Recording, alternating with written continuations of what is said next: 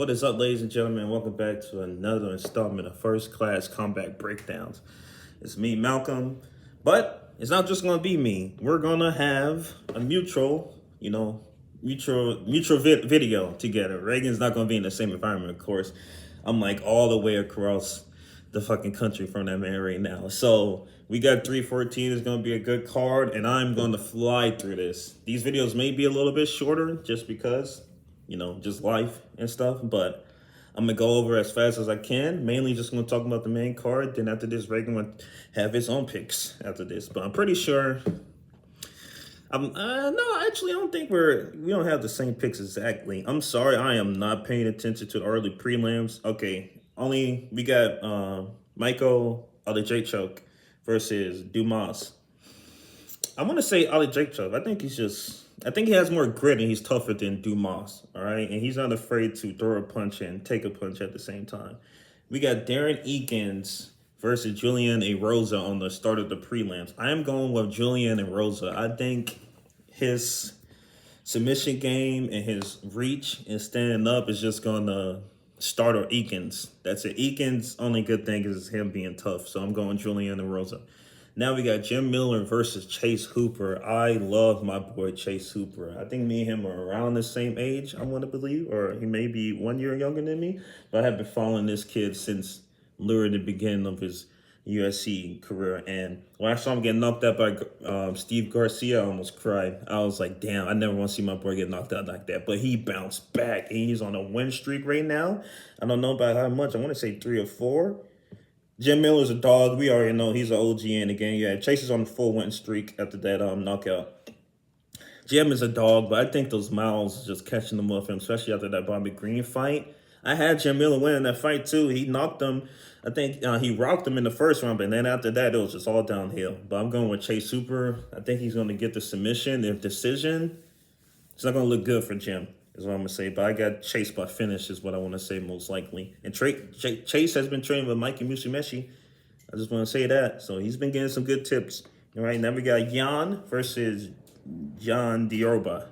Jan Yoruba. I think I'm saying that right. This is the thing. I like Jan. She just beat Tabitha Ricci, but Ricci wasn't doing nothing. She was acting like she was scared that whole fight. I was like, Ricci, what are you doing? You got to get on the gas. But she did it. She let Jan dictate the whole fight, and she couldn't do anything. So I was like, that was an easy win for Jan. But I think Jane Yoruba, my girl with the eye. Let me stop. I think she's going to take I think she's going to be able to control Jan. I know Jan just beat Wei Lee, but Wei Lee literally dominates everybody that she fights. And I can't believe people are choosing Tatiana Suarez over Wei Lee. Are you dumb? Let me stop. Anyways, this is a toss-me-up fight, I'm going to be honest. But what I will say is choose over 1.5 on rounds, maybe decision. I don't think I see a finish. If I do see a finish, I say Johnny Yoruba, she's going to submit her, is what I want to say. But most likely, Johnny Yoruba is going to win by control time. But she's going to throw some strikes on the control time. Now we got Sean Woodson versus Dan Ige. The last Sean Woodson fight I saw was he was fighting that dude that was trying to act like Luffy. Pineda. Yeah, he knocked him out first round. But that fight was not even that good. It was like sloppy stand-up. I think Dan Ige has cleaner stand-up, but the reach advantage... I need to breathe. Jesus Christ. It's a good card. But the reach advantage is going to be... He got 7 inches on Dan Ige. I don't know about this fight. Okay? KO or decision? That's all I'm going to say. I don't know. I can see that Dan Ige is going to stop him just from experience. But I don't know. He has only lost once to Sean Winston. But one, I don't know how he lost. But he only lost one time, 13-1. So, all right, we got Kapilov versus Reyes. I don't have much to say about this fight. I got Reyes. I'm not confident in my Reyes pick, but Kapilov does not fight. The last time he fought was like Ryan Spann? How long ago was that, bro? How long ago was 2023, March 11, 2023? Bro, it's almost been 2 years now. Almost been 2 years since this man fought. What are you doing? You're 30-9. What are you doing? Anyways, I got Dominic Reyes. Now, Bryce Mitchell versus Gene Silva. I got Bryce Mitchell. I don't give a fuck. I can see Gene knocking Bryce out. Okay. But, listen. Bryce stood in there with Ilya. Okay? He stood in there with Ilya. He took down Ilya like twice. Okay, Bryce has only lost to good people. Then Emmett, but that was on short notice, ladies and gentlemen. He took that fight on short notice. Okay, and that's the risk that's going to happen. And he was sick when he fought Ilya, and he did good. I know he got second round finish, but it was a back and forth fight that whole time until, the last like 30 seconds of the fight. But I got Bryce Mitchell, and people saying there's a video of Silva getting taken down and stuff. People just think Bryce is a grappler too. Bryce got hands. So he hit that elbow on Crone when he's trying to pull guard. Please stop. This is going to be the fastest fight. Yair versus Patricio Pitbull. I'm going Yair. I'm sorry. I just think Yair is going to get it. I watched that dude fight once. I was like, okay. I think Yair is going to get him. I don't care about the fight, so don't listen to that pick. But I'm saying Yair, but I did no research. I'm not confident because I don't know. I just don't know, but I want to go with Yair. Just my bet and chance. All right, next fight, we got Michael Chandler versus Paddy Pimblett. Sorry, I didn't mean to blow that kiss. Let me get that shit back. You don't need that. Let me stop. I'm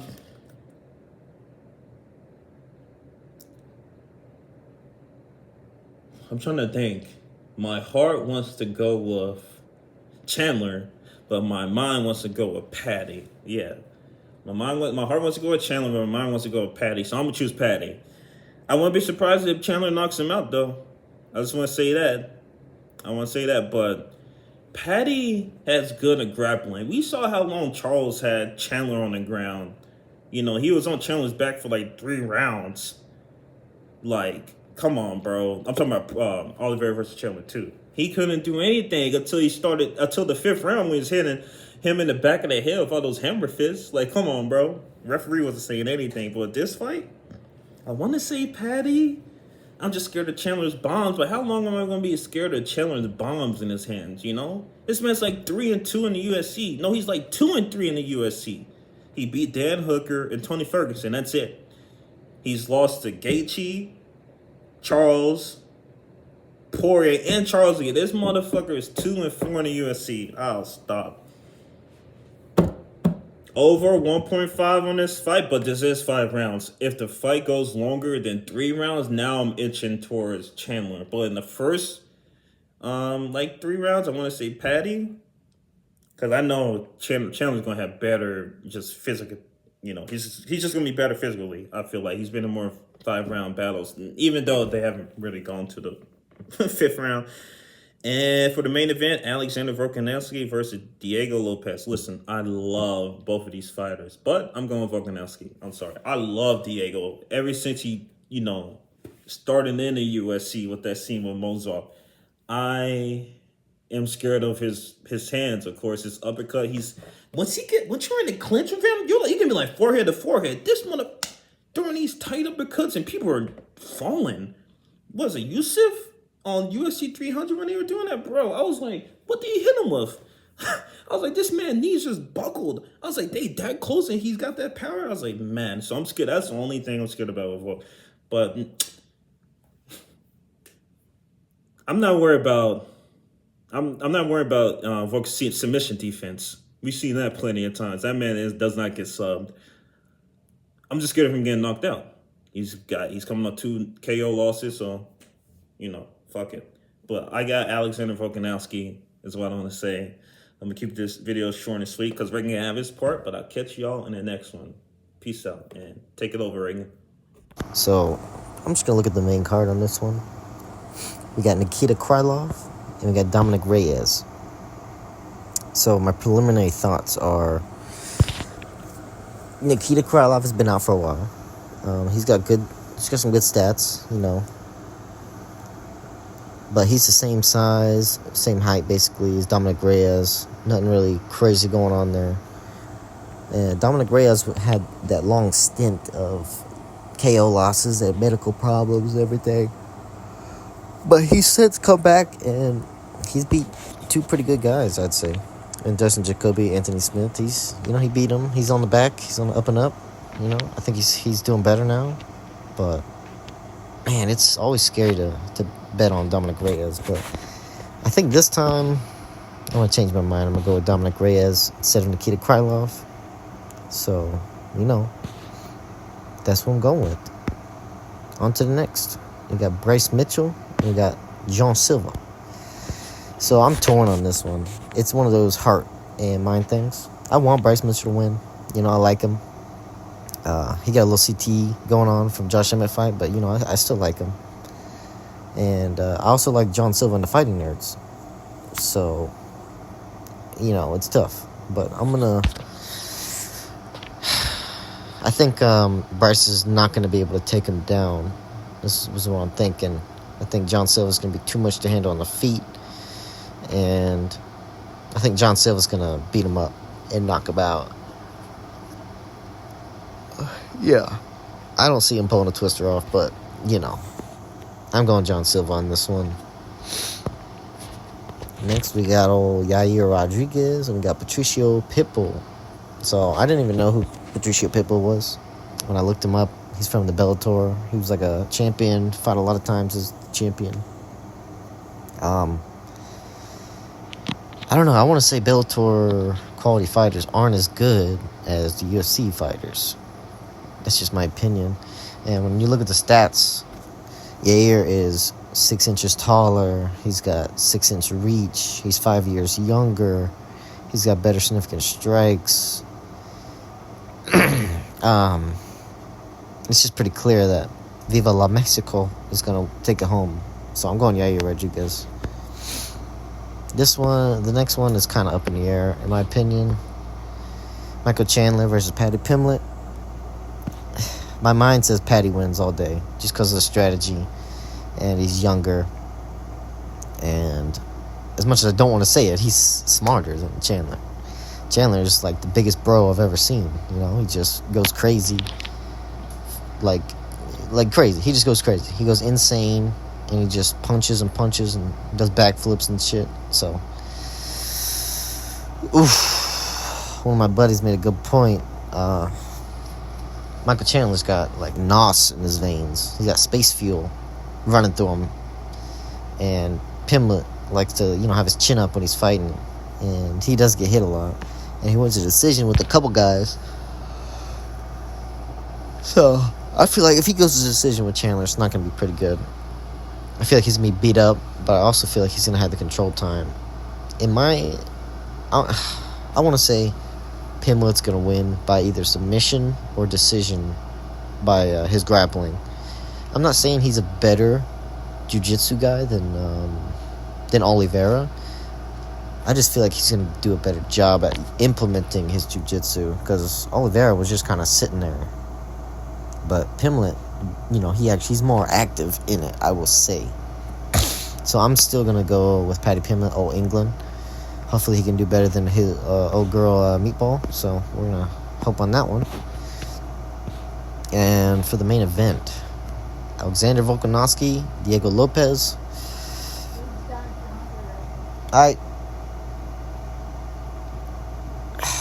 This one's tough. It's really tough.